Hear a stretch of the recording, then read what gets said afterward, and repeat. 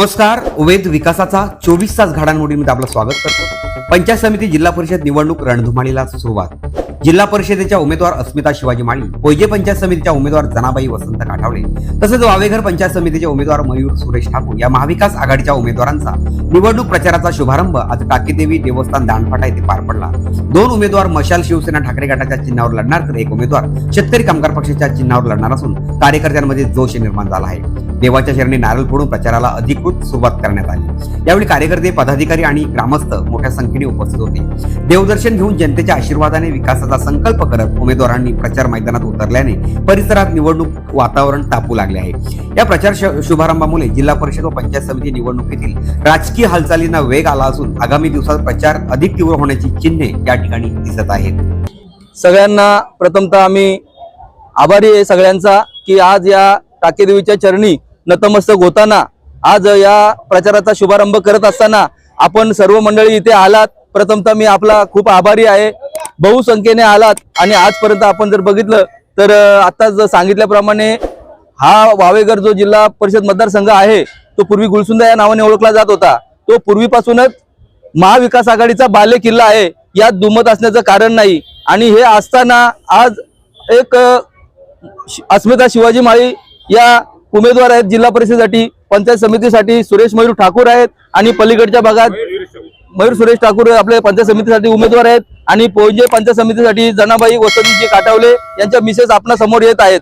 आज मी सर्वांच्या वतीने आपल्याला इथं आश्वासित करू इच्छितो की जी काही आम्ही निवडून आल्यानंतर आपण निवडून येणारच आहोत, यात दुमत असण्याचं कारण नाही. कारण हा जो भव्य जनसागर बघितल्यानंतर विरोधकांच्या पायखालची वाळू घसरल्याशिवाय राहणार नाही. कारण विकासाच्या किती भूलथापा मारल्या आणि किती पैशाचा बाजार मांडला तरी सर्वसामान्य जनता ही चांगलं काय आणि वाईट काय यात आता त्यांना काय कळत नाही. इतपत काय आता ती अशिक्षित अडाणी राहिलेली नाही. त्याच्यामुळे मला एक विश्वास आहे की आज जो आपण इथे जमलेलो आहोत टाकेदेवीच्या चरणी, आणि आज नक्कीच कौल आपल्याला मिळालेला आहे की विजयापासून आपण दूर नाही. नक्कीच आज औद्योगिकरणासाठी 1960-70 साली इथल्या बहुसंख्य म्हणजे सुमारे जवळजवळ 2000 एकर जमिनी गेल्या.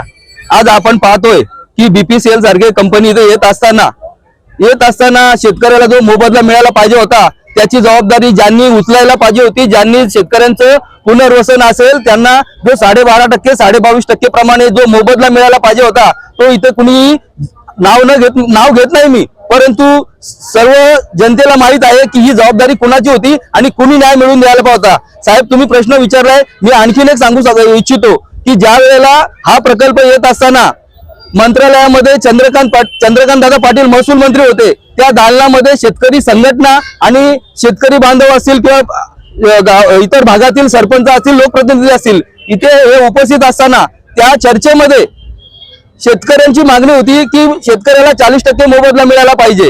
40% मोबदला म्हणजे काय, तर शेतकऱ्यांच्या जमिनी 600-700 रुपये एकरीने गेलेल्या नंतर आज त्या जमिनींचं पुन्हा विक्रीकरण 2.25 कोटींनी होत आहे.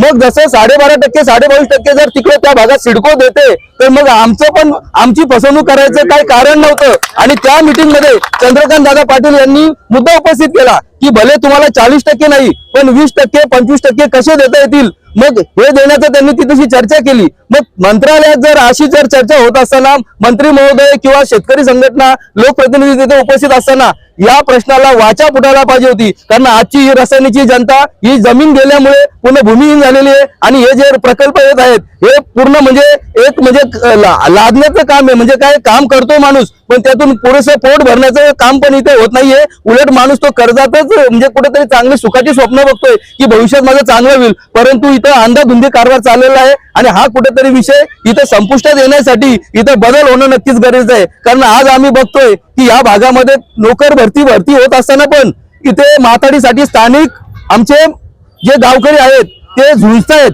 आणि इथले काही दलाल 15-15 लाख रुपये माथाडीचे बॅच विकून इथे पैसे कमवण्याचं इथं धाडस करतायत. तर या हरामखोरांना माती तारायची आहे एवढं आवाहन मी आपणास करतो. शिवसेना काँग्रेस पक्षाचा आभार मानतो, कारण आम्ही पैसे देऊन माणसं आलेली नाही, ही स्वतः खर्चाने माणसं आलेली आहेत. त्याबद्दल त्यांचे पहिले आभार मानतो.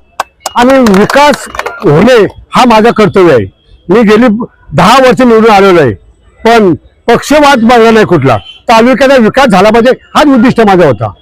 आता लोक बोलतात का नवीन जुना जुना, अरे आम्ही पक्ष चेंज नाही केले, कुठले केले? आम्ही एकच पक्ष झालो म्हणून निष्ठा ठेवली म्हणून आम्हाला पक्षाने तिकीट दिलं.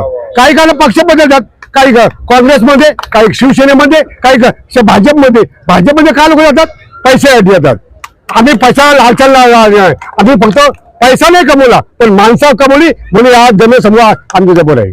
कोणते विकासाचे मुद्दे घेऊन आपण या निवडणुकीला सामोरे जाते महत्त्वाचा प्रश्न? मेन म्हणजे प्रत्येक गावात काम, पाणी, लाईट, हा रोड झाले पाहिजे. हा विकास करायचा आम्हाला आणि ह्यासाठी आम्ही उभे आहोत. सर्वप्रथम सर्व आलेला आपला एवढा जनसमुदाय महाविकास आघाडीचा, त्यांच्या सगळ्यांचा मी एक आभार व्यक्त करतो की त्यांनी बहुसंख्येने सगळे इथे उपस्थित राहिलेत. आणि प्रथम म्हणजे वडील असताना भरपूर काही विकास कामे झालेली आहेत आणि आज मी एक नवीन चेहरा म्हणून आहे, पण मी एक आश्वासन देतो की पुढील 5 वर्ष हा चेहरा प्रत्येकाच्या लोकांच्या मनामनात राहील असं काम करेन, एवढा मी शब्द देतो.